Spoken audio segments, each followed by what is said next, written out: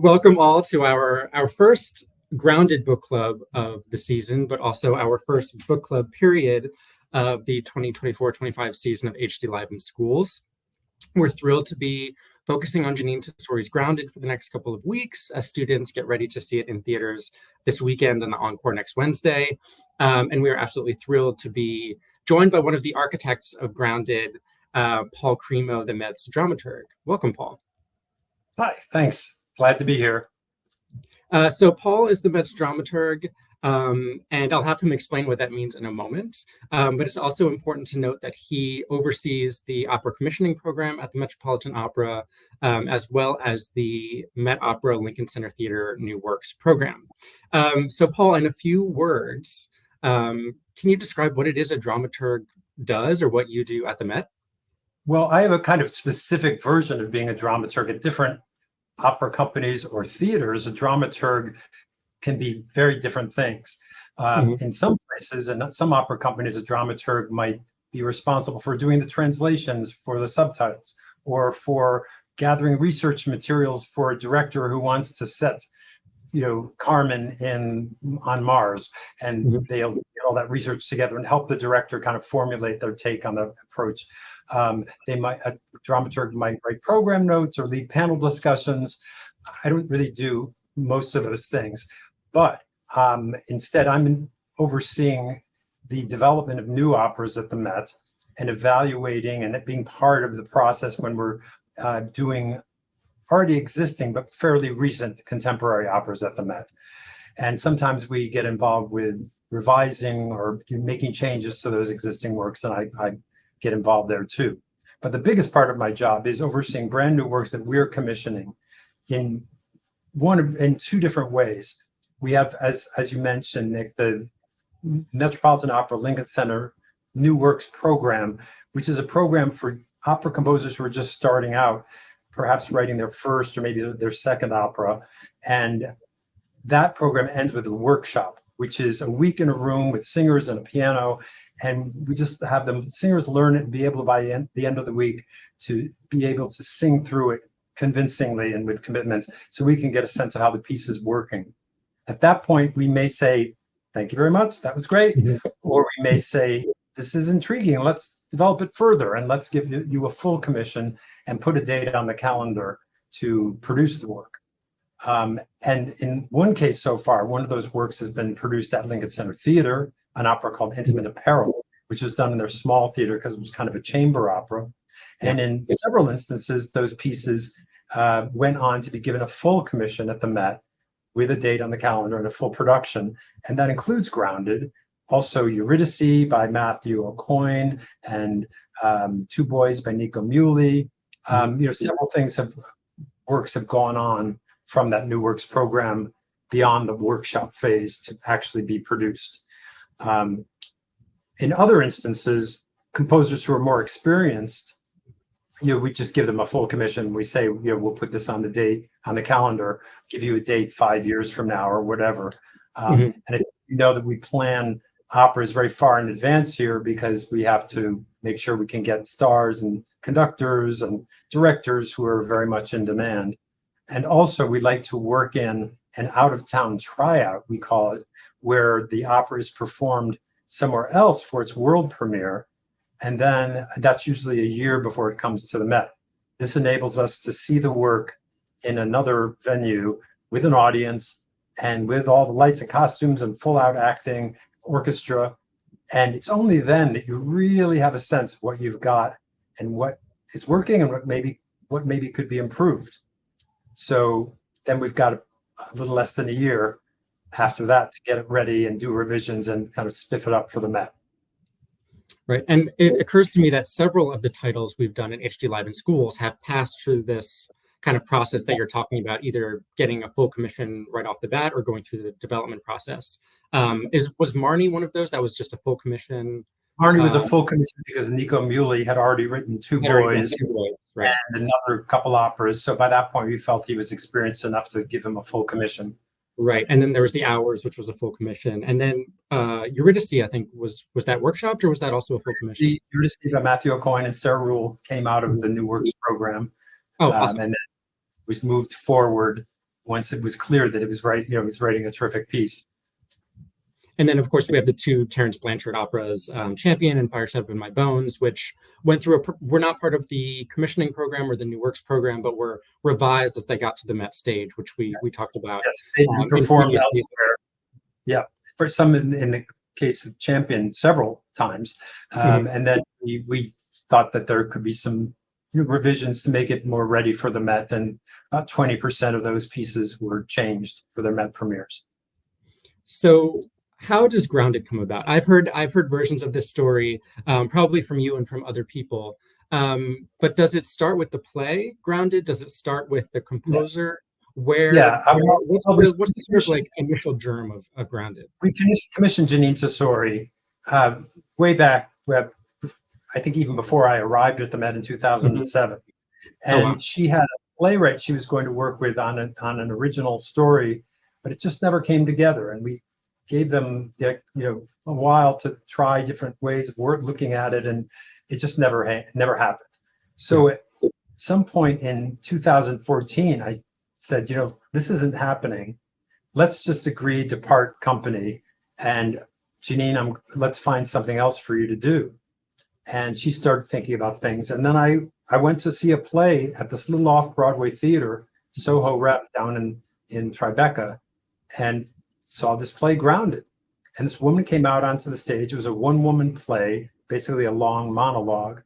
And this woman came out with short cropped hair and a zip-up flight suit, and told the story of what it was like being a female fighter pilot who was the best at what she did.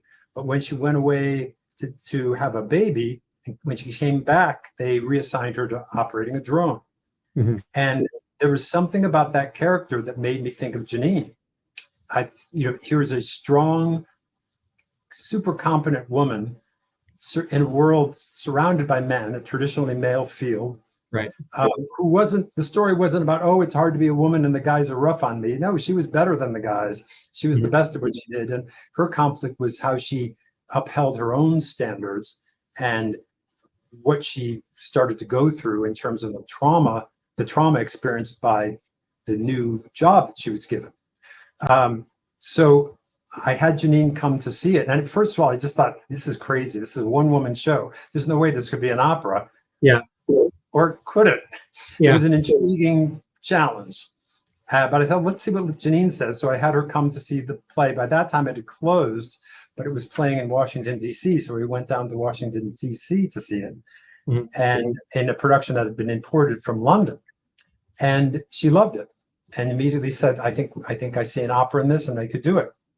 And we put her together with a playwright, George Brant, and he was game for writing the libretto and adapting it and filling it out with all the characters that the pilot talked about in the play as real living singing characters, plus a chorus and dancers and all that.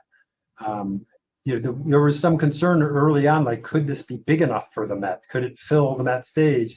And even though it's a fairly intimate story in some ways, there's not tons of characters, but the ideas are big, was my thinking.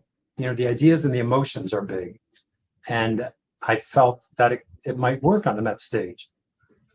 Then Jeanine, when we started talking about directors, her first choice was Michael Mayer, whom she was an old friend of and had worked on projects with Broadway, musicals and things like that. Yeah. And he was really game to do it. And it was something very different for him. And he loves a challenge and he loves doing different things, going from one thing to another. All the pieces he does are quite different. So we started working on it. And George Brant, the librettist, I started talking to him about what a libretto is, because it was his first time writing one. I sent him examples of other opera librettos so he could sort of bone up on that. He watched operas, watched our HD presentations, and came to the Met a few times. One thing that Jeanine and George wanted to do, I thought was interesting, right at the very start. They just wanted to be sure that these words would work on the Met stage. We had an actress come and stand on the stage one afternoon after Bohème rehearsal, and the actress just recited the lines. She was an actress who had done Grounded. She recited the lines of some of the big moments of the monologue, the play. And Jeanine and George kind of walked around the different places and sat in different seats and got the sense of what do we like to hear those words in this house. And they walked away thinking, okay, I think this could work. So George set off, wrote the libretto, went through many drafts. During the lockdown, we would get on Zooms and read through it and talk through it. We did a reading of the libretto with the opera's stars who would perform it at the Met, which was really helpful and interesting. And then when Jeanine started composing, we would have regular meetings every 3 weeks with George, Jeanine, Michael Mayer, and I on Zoom during the lockdown. And she would sort of play through the material that she was writing, and we would discuss it and suggest changes or say it's great. Mostly it was just that it was great. But we debate about a certain word or a certain musical gesture. And she worked on it all through that period until we had a full score that we could do in a workshop to start that process. It seems like, I think of your job in this instance as being almost like a kind of matchmaker. Like you have a play that you saw, source material, and you thought this could be really interesting. You have a composer who you've already worked with and you're looking for a topic or a subject or a source material, and you're putting them together and hoping things are serendipitous. So what is that? How do you sort of manage those relationships and those introductions and sort of trying to get two people in a room that maybe have not been in a room together and hoping that it works with the knowledge that, as with Jeanine's first attempted project with the Met, it might not come to fruition? Yeah. I mean, it is like matchmaking. It is like a relationship, like a romantic relationship. These people are going to be spending a long time together. As you know, it took 10 years between me seeing that play in August 2014 and the opera arriving on the Met stage. So they're going to have to get along. They're going to have to be kind of philosophically aligned in terms of what they're trying to do with this piece, what the piece is about to begin with, then how it might be transformed as an opera, into an opera, and what, how some things might shift. Even some elements of the message and the theme of the opera might shift on its way to becoming an opera, of the play on its way to becoming an opera. So, my method is just to put them together and let them get to know each other, then to kind of observe and moderate and monitor their communications. And I was pretty much in the conversations from the beginning straight through. So I could, not that they ever had any conflicts or problems, but I could just make sure that they were understanding each other and that the interests of the Met were being looked after and that Jeanine was getting the support she needed and that George was making sure, he was being heard, and trying to just, balance all of those different aspects. Yeah, it's being a matchmaker and a kind of moderator, facilitator. It's much more than a matchmaker, because matchmakers don't usually hang around once the couple. No, that's true. Yes, I was part of. It became more like a threesome or a foursome. Yeah. So and I was an editor, a cheerleader, a taskmaster, a schedule minder, fly on the wall, a different perspective. I would have to kind of alternate between perspectives of knowing the play and knowing what was going on with the opera, and sometimes trying to forget all that and try to imagine myself as the audience coming to this for the first time. Would they understand this? Is there a better way of saying that line to somebody who's coming to a cold? It's easy when you're familiar with the material, it's easy to sort of assume that it's all going to work and make sense and people will get it. And sometimes you're surprised that the audience they miss a detail or it's not clear. So I had to constantly bounce back and forth between deep in it to zooming out and seeing, how would people imagine how people would take this as an audience the first time they'd encounter it. And I'm intrigued by the idea. Well, we've talked a lot in these book clubs with Michael Christopher and with Kevin Putz about what is a libretto, which is such a strange form. It's not really a play, it's not really a poem, but it's kind of both. And different libretti do different things. Sometimes most of the time they're adapted, sometimes they're original. Which libretti did you give George Brant to sort of peruse, and what do you look for, if you can remember, and what do you think makes for a good libretto, or takes something, what happens in the process from play, which Grounded is quite a short play, but even a libretto has to be even more limited in Yes. terms of um, Pithy. pithy, exactly. Right. What do you look for in a libretto, and how can you tell when it feels like it's getting to that point? I gave him, if I recall correctly, I gave him some things that were Met projects, Mhm. like Eurydice and Intimate Apparel, which were both based on plays and written by the playwright. So I thought that was interesting for him to see. I gave him Royce Vavrek's libretto for Breaking the Waves, which Missy Mazzoli composed, which was adapted from a movie. And it was a woman's, female-centric story. I don't know if I gave him this, but I usually give people Gene Shear's libretto for Moby Dick because it's just a sterling example of adapting a book and condensing and telling in really concise terms some big events. So I think those were a few of the things I gave him. And what do you think makes a libretto exemplary, or something that, Well, it, especially when it's it's an adaptation from another source, which is tricky? it is tricky, and in the theater world, the playwright is king or queen, and they write their idea, and everybody kind of bends over backwards to try to make sure what's in their head is getting put on the stage. And so the words are right out front, and it's all about the words and the actors, but a librettist has to be a little bit more self-effacing and step Mhm. back and hand over their words to the composer, who's then going to take them and run with them. And it's not for everybody. Some librettists, some playwrights or writers of any kind, just they don't want to give up that control or primacy, and they don't like somebody else kind of messing with their work. So that's another thing. I mean, George Brant, is very kind, diplomatic. He's not a difficult person, and that's important too for a collaboration. But as far as what makes a good libretto, especially one for the Met, I always tell people we want. I think I mentioned this too. We want big ideas, big emotions, as characters that clearly want something. A main character is going after something, and then the conflict is what is the conflict? What gets in the way of that person getting what they're trying to accomplish or go after? And then how do they resolve that conflict? How do they struggle with the challenges, and how do they move through them to some kind of resolution? Pretty standard dramatic stuff. For the Met audiences, I think if there's a hot button theme, an interesting social, political current topic, that's good because it's engaging.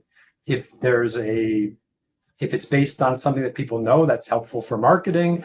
The Hours was a book and a movie that people knew about. So when you combine that with three starry leading ladies, you could see the poster even just from the first meeting, and you could see how you would market it, and you could see why people would be interested and why a Met audience would be interested, a sophisticated literary audience that would like to almost be flattered by the subject matter. Oh, Virginia Woolf. Oh, I've read Virginia Woolf. Here's an opera. I know those references. For an opera like Lincoln and the Bardo, which is coming up in a couple of years, it's a well-regarded book, award-winning book by a very highly thought of writer. And it's got Lincoln in the title. And it's about Lincoln mourning his son. So it's an emotional story. So that seemed to be a good fit. The Amazing Adventures of Cavalier and Clay, which will open the season next year, is also a Pulitzer Prize winning best-selling novel that a lot of people have read. Very colorful story, colorful characters, World War II in 1940s New York City, two cousins who create a comic book superhero that becomes a huge hit, and they use it to fight Nazis. And how can you go wrong with that? It's history, it's colorful, it's period, it's set in New York. All these things I think would be appealing to a Met audience. Yeah, and it occurs to me that a lot of these are also sort of big historical moments. I mean, I think of World War II, I think of Lincoln and the Bardo in the Civil War, I think of, even Grounded has a sense of like this new kind of warfare Yes. that we're living with and we know is omnipresent, but we don't necessarily think about it or see it all that much. And I wonder if that's also part of the process of identifying source material or a subject, is making its context or its framework sort of legible to a broad audience. Like, this is a historical moment that you know something about, and it's not the most obscure thing in the world. And so you already coming into it have some way to sort of grasp what's going on. Yeah, and then maybe you're curious about knowing more about it. One of the operas that's in our New Works program is based. It's about the creation of Frank Lloyd Wright's Falling Water House in Pennsylvania, and that's something that's like a cultural touchstone that a lot of people know about. But do they know the story about how it came to be, and the commission, and the family that commissioned it, and the internecine dramas of the father, mother, and son who were important in getting that commission to happen. Yeah, I'm a fan of history. I'm a fan of art. I'm a fan of literature. I'm a fan of music, of course. So anything that hits those sweet spots is intriguing to me, and I think to Met audiences as well. Yeah, I would have never imagined an opera about falling water. So I'm already like, that sounds interesting. I want to know what the gossip is about that whole process. For Grounded, this is just a question that's been on my mind for a while. Was there ever a conversation about doing a one-woman opera? And even just for a moment, I know it's sort of impractical for the Met stage, but there is this kind of tradition of doing a sort of monodrama. Was that even in the picture? It was never really considered. I mean, it certainly could have been done that way for a smaller house somewhere. Right. And that would have been a kind of logical thing to do. And it was rather crazy to do anything but that. It was definitely a gamble. It was a risk. It was an experiment to see if this thing that would be most obvious, its most obvious form would be a monodrama opera, La Voix Humaine, right. That would make sense. And it would be fairly easy by comparison. Mm-hmm. Building it out was really challenging in a lot of ways, to take something that had worked in one form and transform it into another approach. Yeah. So speaking of building it out, there's also a process of maybe, I don't know what the right phrase would be, but sort of bringing it down, right? Because you took it to Washington National Opera for its first run as sort of out of town tryout, as you said. And then there were some revisions in the following 12 months or so to get it ready for the Met, which was, from what I've heard from Jeanine and others, a process of revision that was a lot of some cutting, some remixing, some restructuring. So what is that revision process like? And what is your role as the sort of moderator, matchmaker, facilitator, proxy audience in that revision process? The thing about Grounded that it turned out rather surprisingly is there was so much story contained in that short monodrama that once you started making those characters real, you can just say a couple of lines and say, I went home and I had an argument with my husband. But if you're going to write the scene, then that, poof, it's suddenly taking up 5 minutes. And multiply all those. And her story was so interesting. I mean, the whole thing of where she started and hanging out with the guys and enjoying being, going out for a beer and doing what she did so well. And then the whole process of meeting her husband and, eventual husband, and getting pregnant, and all that, taking time away, and her daughter was born a little too early, so she needed extra care. All these things. We started out thinking, oh, well, we've got to include that. We've got to include that. We've got to build up her story before she even gets to the drone, to show the progression and to make us care about her marriage and her child, because those are the things that are going to be threatened. But what we learned in Washington, because some things you only really learn by sitting with an audience, which someone has said, the audience is the final character in any drama. They are really part of what's going on. And it's only when all the lights are on, the costumes, the full out performances, and the audience is reacting, you think, oh, you don't really need that. Or, oh, they're not quite getting that part. Or, oh, we could just move along here. Or the opposite, like, this is really good. Maybe we could expand this. They're really enjoying this part. So we learned a lot of those things in Washington. And Jeanine, in a way that's singular of any composer I've ever encountered, is absolutely up for anything it takes to make the piece better. She's not precious at all about cutting things, changing things, what we call killing our babies. Mm-hmm. She is ruthless about it. She came back from Washington saying it's got to be shorter, it's got to be clearer, it's got to be better. And it's not that it was bad at Washington. I mean, people really enjoyed it. It was longer, and there's some really good scenes in there because George is a good writer, and it's an interesting story, and the stuff that happens with her meeting her husband and all that is interesting. It just felt like, we got to get her in that trailer. We got to get there sooner, and then we also had much more about, well, when she was in the trailer, the boring days, passing the time, drinking Pepsi after Pepsi, and tracking different people, and the relationship with the censor next to her. But we just realized, showing boredom can be boring. And if you go back and forth between home and the trailer too many times in one act, you just feel like, and we thought, okay, we can convey the boredom, we can convey the routine in a couple trips to the trailer and a couple trips back home. There were driving scenes of her driving home and meditating and philosophizing about what was going on, and being haunted by, and we finally realized, like, we don't have to have a bunch of driving scenes. We could have one driving scene.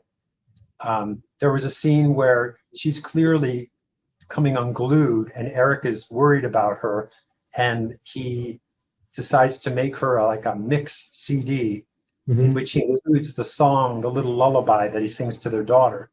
And that when she's really stressed out and hyperventilating, and when she pulls over to the side of the road, she puts that CD in that he's given her, and it calms her down, which is a really lovely scene. But we just felt, can we do it? It's really, can you live without it? If it's not absolutely necessary to keeping the show constantly moving forward at all times, then you get rid of it. And that's what we did. Yeah, it's a hard process. I remember talking to Anthony Davis about revising X, 35 years after it premiered. And that's sort of the extreme of 4 decades later, revise your first opera. And this is the opposite extreme, which is you have a year, decide what's going to stay and what's going to go. And it's a fascinating process. And talking to Jeanine about it, she's been you're right, so open and so almost enthusiastic about the process of revision. Yeah. And that's actually part of the work. It's not just that's how she works. It's this other thing. It's composing is revising. Yes. And I wish more composers understood that. But in her world of theater, you take a show out on the road. You do it in Boston or Philadelphia or wherever, or Chicago for 3 weeks, and you rewrite every single day. And it's easier for stage actors or singers to put in changes overnight and then perform them, or rehearse them during the day and perform them that very night. Opera singers, it's a lot harder. It's much more in cement in their vocal cords, and changing orchestra parts and all that stuff. It's much more complicated, especially in a repertory house that's doing 3 other operas at the same time. So that just doesn't happen in opera. But in the theater world, you have that out of town tryout 3 weeks. Then you come to New York and you have 3 weeks of previews, and the critics don't come until you've had lots of time experiencing it with an audience. And it's insane that critics come to an opera performance the first time it's performed before a paying audience, So that's just what we're up against, what we have to deal with. But Jeanine was up for that task and uniquely qualified to do those kind of revisions. And Michael as well, and George as well. And everybody rolled up their sleeves and did it. My role in that was just trying to be, another perspective, as I've said, to be the POV, like, I don't know if that's going to be clear to the audience. Oh, I know it's nice to cut and move forward, but maybe we hold on to that one line because it's useful later on. At the end, she references it, or even though we lose that reference that's brought back, I guess we can live without it in all for the cause of moving it forward. Like there was a line where in the Washington version, when Eric and Jess meet in the bar and then they go home and they had kind of a makeout scene. And he says to her, she's starting to take off her flight suit so they can fool around. And he says, "Can you leave it on? I think that would be hot, And she's like, that's against rules and regulations. They have a little joke about it. So that later on in the opera, when they have the argument in Act 2, and he says, "Please, will you just take off the flight suit when you come home? Because everything has changed." And that was a nice parallel. But in the cutting process, we got rid of that scene where he talked about asking her to keep it on. And as you've seen from reading the play, what's the first line of the play? "I never wanted to take it off." So, it would be nice to keep all those references because it's such a rich play script. And it was a very rich libretto that just became more boiled down and concentrated as the process continued. So we only have a couple minutes left, and we're going to let you go back to shepherding all of these operas to the Met stage. Can you, without giving too much away, because contracts, press, etc., some projects upcoming either in the Met's commissioning program or other things that are in the works that you're excited about? I know we've already talked about Lincoln and the Bardo and Cavalier and Clay, but anything that is sort of is cooking in the kitchen that you can tell us about that you're excited about? Well, since you have your group has read George Brant, the author of Grounded, play and libretto, we engaged George to write a new libretto for us because Peter Gelb is very committed to supporting Ukraine in the war. He wanted to tell a story that was set in the Ukraine war. So we asked George to come up with an idea, and he came up with a really powerful idea based on a true story, which is about Ukrainian mothers whose children had been sent away to a camp in Crimea to escape the bombing.